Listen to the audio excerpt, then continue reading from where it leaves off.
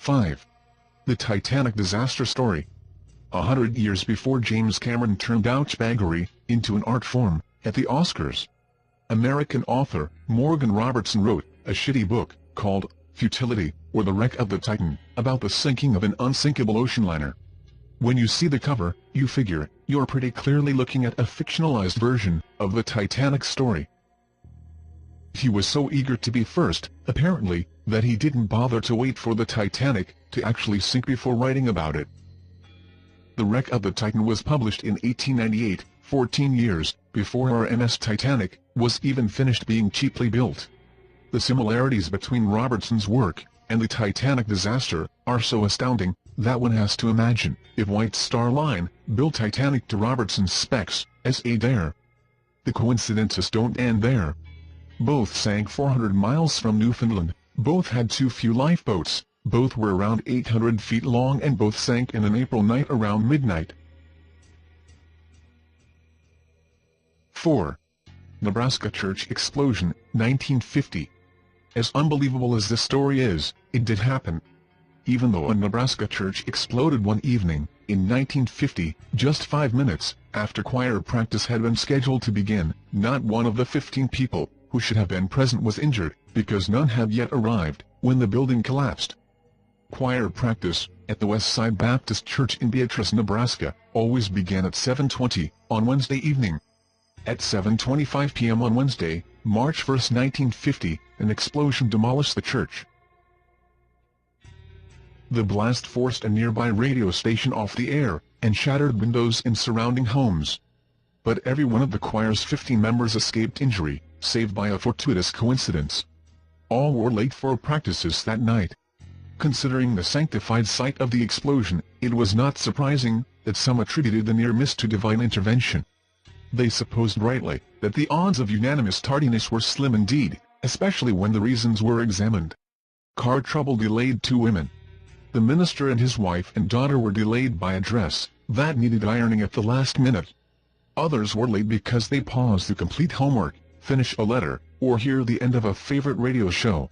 One awoke late from a nap. Some could think of no special reason, they were just late. It is impossible to calculate precise odds for all these events occurring at once.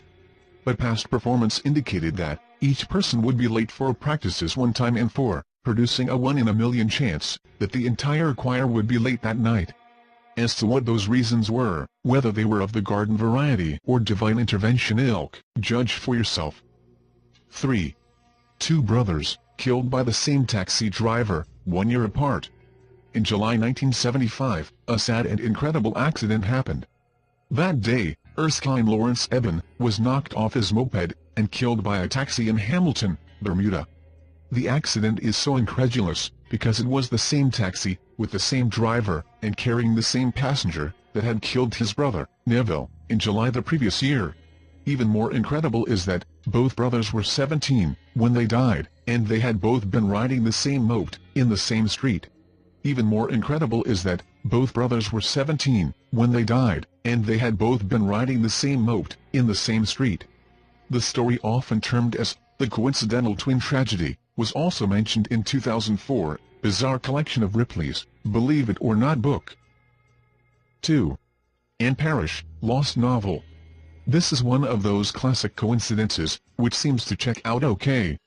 It's about the American author, Anne Parrish. She wrote novels and also children's literature, such as Floating Island, and lived from 1888 to 1957, so, yes, it's an old coincidence. In the 1920s, Anne was in Paris with her husband, the industrialist Charles Corliss, and they were browsing the local bookshops.